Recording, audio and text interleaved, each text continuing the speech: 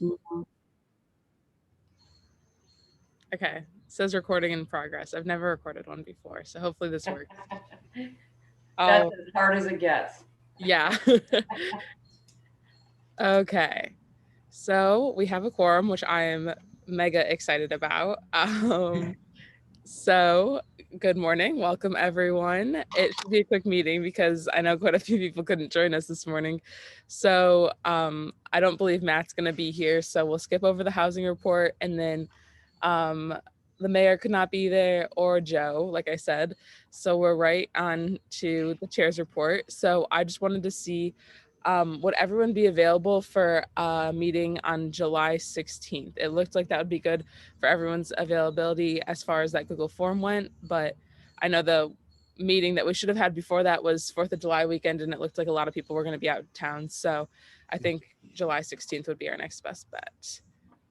If you don't know of anything now, but you can think of something later, feel free to email me. Yeah, I just want to make sure everyone can hopefully be at that meeting, and that will be in person, likely at the Worcester Green. All right. For the first time outside. Emily, do you have anything for the Not in Our Town report? No report. All right.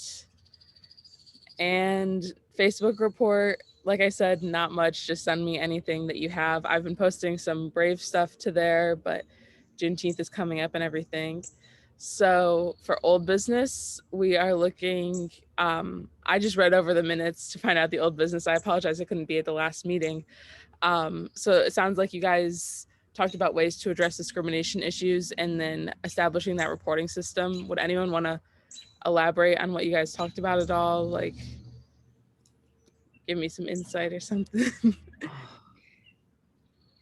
I'll elaborate. We talked about in how BGSU has a form that they can report discrimination on, and I was vocal about some cases at the high school of other discrimination stuff and not reporting it as much.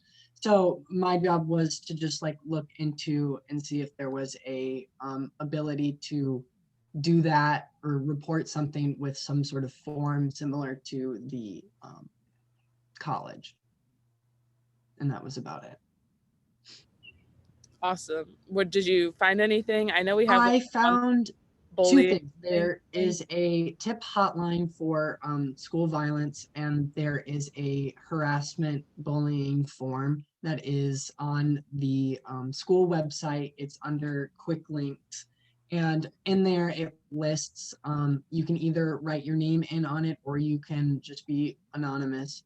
And it has different, you can have where it was, what happened, and but it seemed more harsh, that it was bullying, harassment, and just not maybe snarky comments that can be taken as discrimination. But I feel like you could use that form for almost anything, and it had you explain your situation, you explain what you heard, if there was anyone else around that can attest to you. So I feel like it was a pretty good form. It just maybe put it into a spot that somebody might see it. And that was. Yeah, thank you for checking that out. All right. And Ellie? Yes.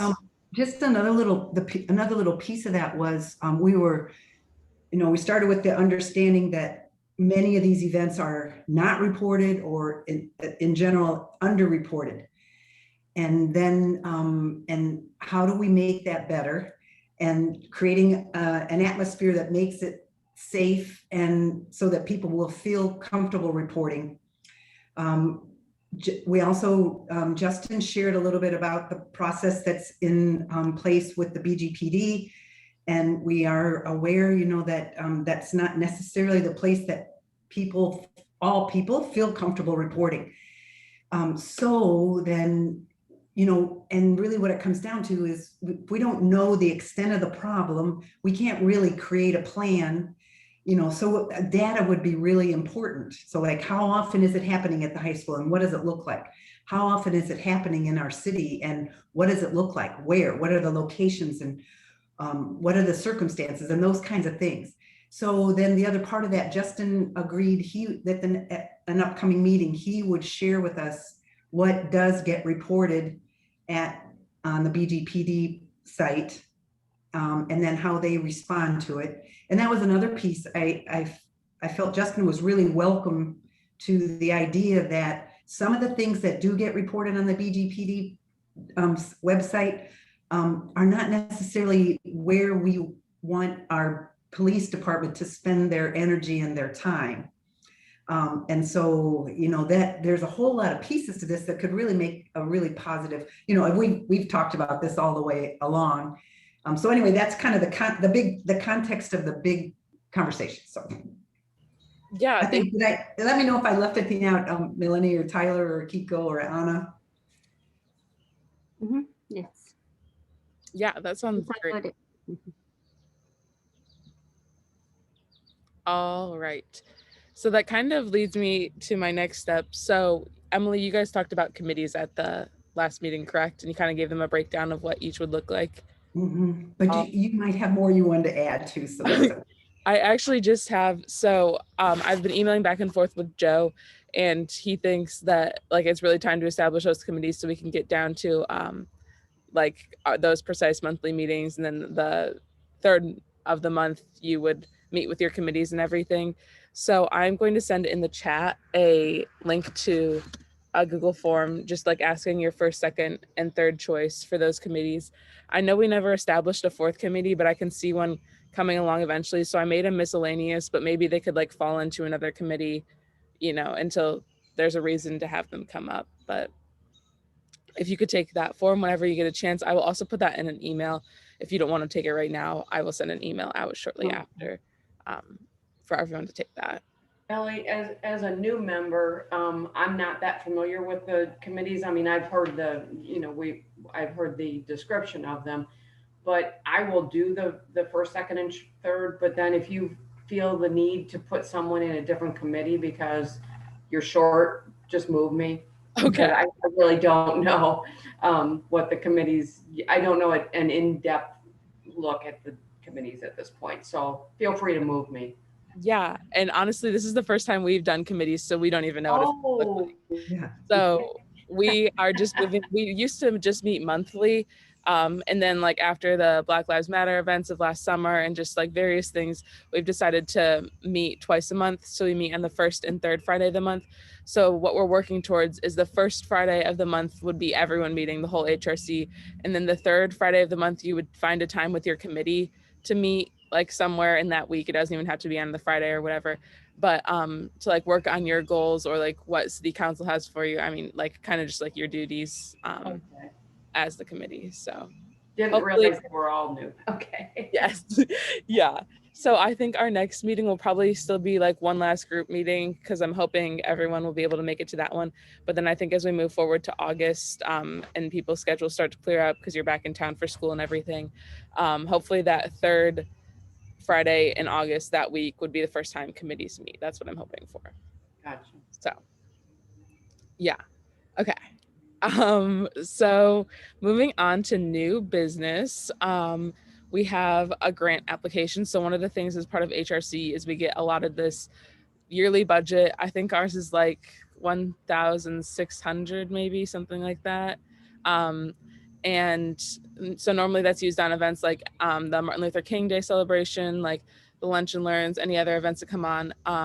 And then also people can submit like grant opportunities or sponsorship opportunities through our website. So Brave has submitted some. Just a disclaimer, we did not spend any money on MLK this year, I don't believe. Well, we spent money on the plaque, but not as much of a big expense that we normally do in renting the library, providing food and all those kinds of things. So I sent out that email with the sponsorship application for Brave, but I can share my screen and show that as well.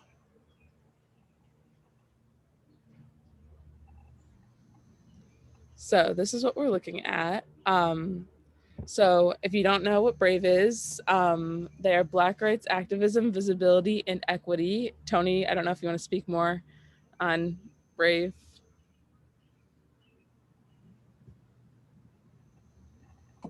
Yeah, we're a 501c3 nonprofit in Bowling Green that helps fight for Black people inside of predominantly white spaces. And so we do. We have an event coming up this next weekend, actually, Juneteenth, and that event we just make spaces for people of color to freely embrace their skin, their culture, and our heritage. Before, I mean, we've done trainings before. We've done a couple panel discussions and things of that nature. Yeah, thank you. So as I'm sure you've seen in the agenda, and I hope you've seen online, Juneteenth is coming up. It is next Saturday, and it is from 2 p.m. to 10 p.m. And there will be merchants, vendors, like Trigger Meals will be there. And then there's going to be music. Peter Collins is going to be there, which we're super excited about. He's a Grammy nominated artist, which is super exciting. So that'll be at the Worcester Green on June 19th. And Brave is asking for a $750 sponsorship to use on their kids area so that people of all ages, everyone can enjoy the event. So does anyone have any more questions about that before we take a vote on it? The only question I have, and I apologize if you already answered it, is when do the funds get replenished by the city? So they will get replenished on the first of the year, I believe. Is that calendar year or fiscal year? Calendar year. Calendar year. Okay. Yeah. But So the the next- expenses of the group tend to run pretty low in general anyway. Yeah. Okay. Thank you. So the next MLK will be funded by the next year's, or do you think we have to be using the funding left over here? MLK is in January. Oh yeah. So Right. we'll still have, so the only expense we had this year, I think, was like the $50 for the plaque. So I think we're still at somewhere in like the 1,500 as far as budget goes. I'd have to check that again. So we'd still have about half of our budget left over. So normally if we could use any spending to kind of like use it up, we would see what we could purchase for the MLK event. So maybe that is like buying waters, putting an order in for like food or something, or putting a down payment on like renting the library or a speaker, something like that. If not, any leftover funds would normally just be donated to the library to buy more diverse books. Yeah, So, and then I always request for the Cherry Blossom Festival. And this coming year is I am going to have it in person. Last one is I did it on the Zoom. And then the year before, of course, and I had to cancel it. But 21 is a Zoom, but 22 I plan to do it in person. And then I always request some. Yeah. And probably I have to do it this coming year too. So that would probably fall because Not much. Cherry Blossom Festival is in April, right? So that'd probably fall onto the 2022. Oh, okay. I see. Yeah. So I'm sorry, now I have two more questions. Does this group ever do fundraising? We have not, at least in my time on the commission. Are you permitted to by the bylaws or? I honestly am not sure. Okay. I could look into And that. then. Yeah, as a city entity, I don't think we can. Okay. And I know I had a second one, but my mind is blank. It'll come to me in a minute here. Ellie? Ellie, Yeah. excuse me. I did not know that I had to turn on YouTube for this, so I'm going to do that right now. Awesome. Thank you so much. Okay. I remember what the other question was. Is the budget in a situation where if you don't use it, at the end of each year, like you